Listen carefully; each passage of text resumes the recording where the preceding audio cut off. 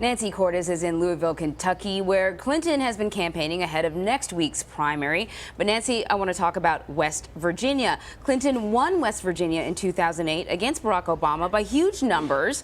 Not the case this time around against Bernie Sanders. What happened? A number of things have changed since 2008, Anne Marie. First of all, she was the Secretary of State for a President, Barack Obama, who is deeply unpopular in West Virginia.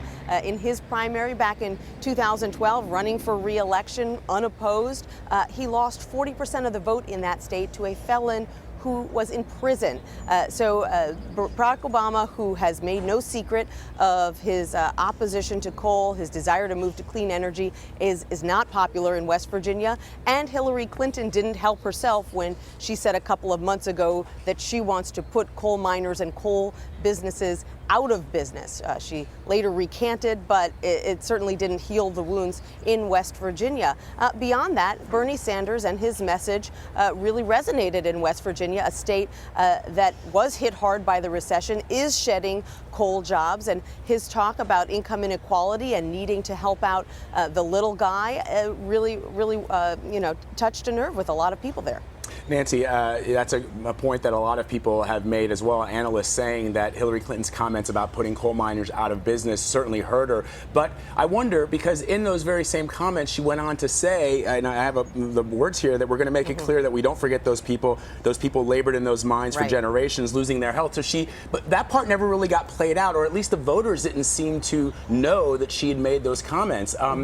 Is that just sort of the other side, sort of harping that one bit that she said and not the other? You know, she actually went to West Virginia for a couple of days last week and made that point, Vlad, over and over again. I have a plan to help coal miners in this state. I want my husband to be in charge of helping to revitalize communities that have lost manufacturing jobs, like some of the cities and towns in West Virginia.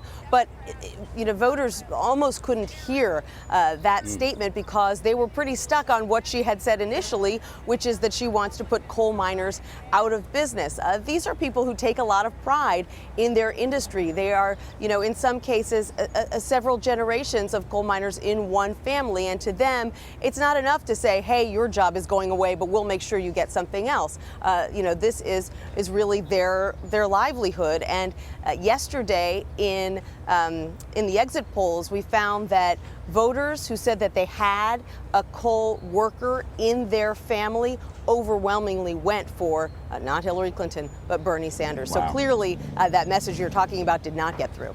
So, Nancy, looking ahead to Kentucky and the other upcoming primaries, it looks like it's going to be pretty good for Sanders, and Hillary Clinton will be facing a bit of an uphill battle. I know in terms of delegate math, maybe it doesn't really matter, but why is he doing so well, even though chances are he's probably not going to be the nominee?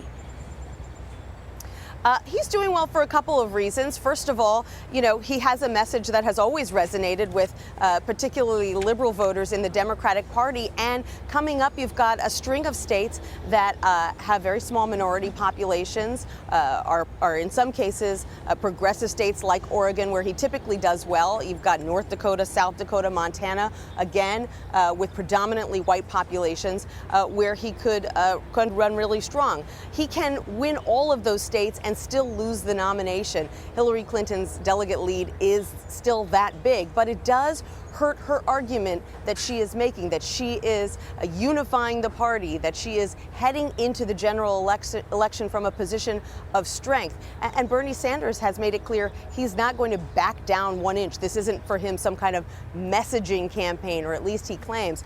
He said last night in Oregon that everyone should be aware that he is still running to win the nomination, no matter how difficult that may seem to most.